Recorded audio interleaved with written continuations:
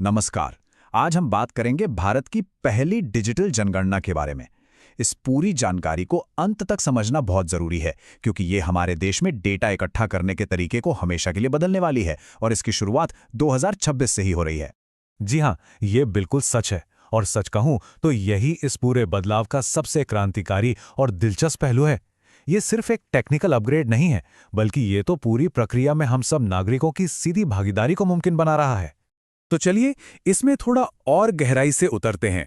भारत अपने इतिहास में पहली बार फर्स्ट टाइम कागजी कार्रवाई से हटकर पूरी तरह से एक डिजिटल जनगणना प्रक्रिया की तरफ बढ़ रहा है। अब ये जो तुलना है ना, ये असल में पूरी कहानी बयां कर देती है। जरा सोचकर देखिए, ये कुछ वैसा ही है जैसे हम कागजी नक्शों के जमाने से निकलकर सीधे जीपीएस के दौर में आ गए हों, जहां पहले कागज के फॉर्म भरने और उनकी गिनती में महीनों कभी कभी तो सालों लग जाते थे। अब वही काम एक मोबाइल ऐप से कहीं ज्यादा तेजी से और ज्यादा सटीकता से होगा। और इस पूरी डिजिटल प्रक्रिया का जो दिल है ना, वो है ये कॉन्सेप्ट स्वगणना, यानी सेल्फ इन्यूमरेशन।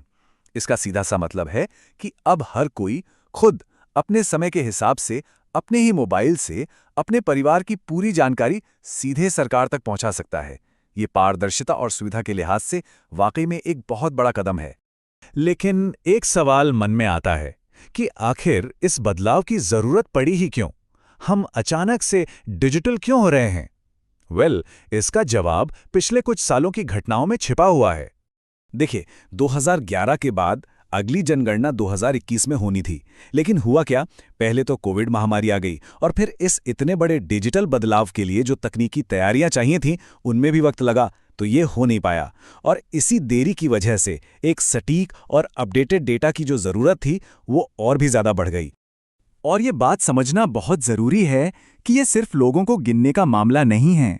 नहीं, ये सीधे सीधे देश के भविष्य से जुड़ा है।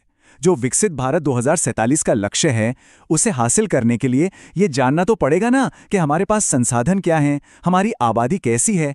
और इसके लिए सबसे पहली शर्त है सटीक, रिलायबल डेटा, क्योंकि अच्छी पॉलिसीज हमेशा अच्छे डेटा पर ही तो बनती हैं।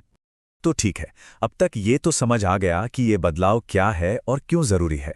पर सबसे बड़ा सवाल कि ये असल में जमीन पर काम कैसे करेगा, प्रोसेस क्या होगा? चलिए अब इसे समझते हैं। तो देखिए, इस पूरी प्रक्रिया को मोटे तौर पर दो हिस्सों में बांटा गया है। पहले स्टेप में लोग खुद ही एक मोबाइल ऐप के जरिए अपना सारा डेटा जमा करेंगे। इसके बाद आएगा दूसरा स्टेप। इसमें सरकारी कर्मचारी, जिन्हें हम प्रगणक कहते हैं, वो घर घर जाएंगे और दी गई जानकारी को वेरीफाई करेंगे, ताकि ये पक्का हो सके कि कोई भी जानकारी गलत या अधूरी तो नहीं है। अच्छा, इस पूरी प्रक्रिया के दौरान कुल 33 सवाल पूछे जाएंगे। और ये सवाल सिर्फ गिनती के लिए नहीं है, बल्कि ये हमारे जीवन के कई अलग अलग पहलुओं की एक बहुत ही डिटेल्ड तस्वीर सामने रखेंगे।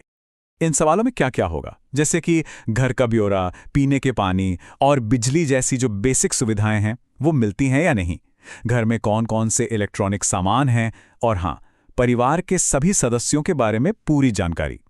ये सारा का सारा डेटा देश के विकास की प्लानिंग में बहुत बड़ी मदद करेगा। और हाँ, इस इतने बड़े ऑपरेशन को मैनेज करने के लिए एक सेंट्रल डिजिटल प्लेटफॉर्म भी बनाया गया है। इसका नाम है census monitoring and management system, short में कहें तो CMMS। इसी सिस्टम के जरिए पूरे देश में जनगणना के काम पर नजर रखी जाएगी। अब इस पूरी कहानी में एक बहुत ही दिलचस्प मोड़ है। इस नई डिजिटल जनगणना को लागू करने वाले पहले कुछ राज्यों में से एक बनकर बिहार एक मिसाल कायम कर रहा है, वो रास्ता दिखा रहा है। बल्कि बिहार ने तो इसकी तारीखें भी तय कर दी हैं। यहाँ देख सकते हैं कि 17 अप्रैल से 1 मई 2026 तक लोग खुद ऐप से जानकारी भरेंगे, और फिर 2 मई से 31 मई तक घर घर जाकर वेरिफिकेशन का काम होगा। इससे साफ पता चलता है कि जमीनी स्तर पर तैयारियां शुरू हो चुकी हैं। और बिहार के मुख्य सचिव का ये बयान इस काम की गंभीरता को साफ दिखाता है। ये कोई रूटीन का काम नहीं है, ये एक नेशनल मिशन है जिसे पूरी सटीकता और टीम स्पिरिट के साथ पूरा करना ही होगा। तो इन सब बातों का निचोड़ क्या है? मतलब इस बड़े डिजिटल बदलाव का हमारे भविष्य पर क्या असर पड़ेगा? चलिए अब इसके जो बड़े प्रभाव हैं उनको समझते हैं। तो सबसे जरूरी बात यह है कि ये जो डिजिटल जनगणना है ना, ये सिर्फ एक टेक्निकल चेंज नहीं है। ये तेज है, ज्यादा पारदर्शी है और हाँ, बहुत ज्यादा सटीक भी। इससे जो इंसानी गलतियां होती हैं उनकी गुंजाइश लगभग खत्म हो जाती है।